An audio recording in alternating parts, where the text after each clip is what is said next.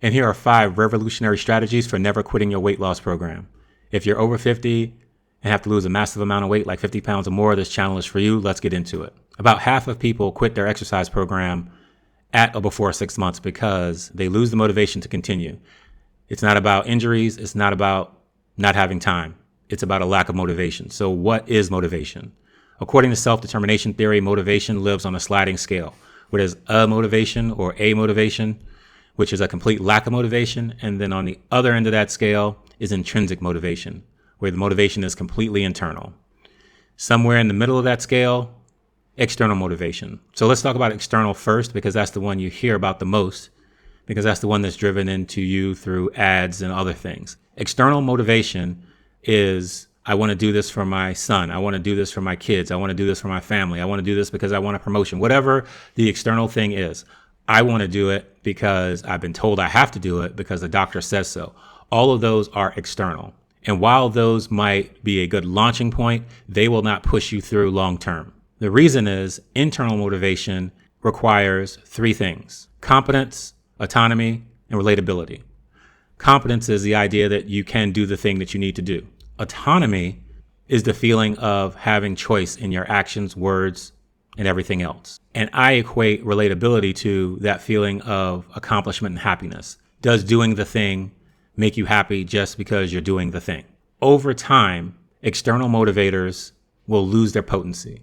That's why you can get started being driven by external motivations, but over time, those will fade. And if it fades before you build your intrinsic motivation, you're going to quit. Studies show that in weight loss programs, intrinsic motivation is a better predictor of long-term success than weight loss. You are more motivated to continue if you have internal reasons driving you than you are by how much weight you've lost. Now you can see why building these internal motivators and having a strong internal foundation is critical to the process. If you want to be a person that does not quit, the main thing to do is lower the barriers. So let's start talking about that. First off, shorten the sessions.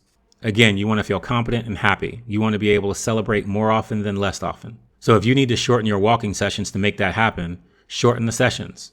Just continue to do the sessions on a regular, ongoing, daily basis.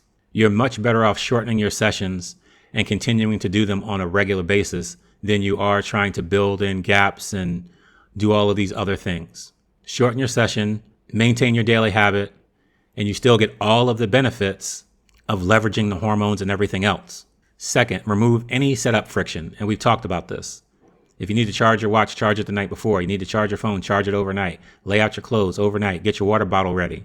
Do all of those things that might stop you from walking out the door sooner rather than later. If you're unsure on what route you want to take tomorrow, get on your phone tonight and figure it out. So when you are ready to go tomorrow, you just walk out the door, confident, happy, and ready to go. Don't wait. The one thing about being or becoming something is that you're doing it in the moment. You say to yourself, I'm going for a walk as you're walking out the door. As you're walking, you're saying, I am a walker. As you look back on your streak or your habit, you can say, I walk every day. If you want to build your internal motivation, you're not going to build internal motivation by saying, I'm going to do it tomorrow. It's just not going to happen. Tomorrow might as well be never. It's why I preach. Say, I'm going for a walk as you're grabbing the handle to the door. And once you step out that door, I am walking. Don't wait. Number 4, pre-decide your schedule. Don't try to fit it in. We all have to make time for the things that are important. Say, I'm going to do it in the morning. I'm going to do it in the afternoon. I'm going to do it in the evening. I'm going to do it at this time. I'm going to tie it to this habit. You have a pre-existing habit, something that you do at 7:30. Every day at 7:30, I take the trash bins to the curb. Okay, tie it to that habit. I'm going to take the trash bins to the curb and I'm going to go for my walk.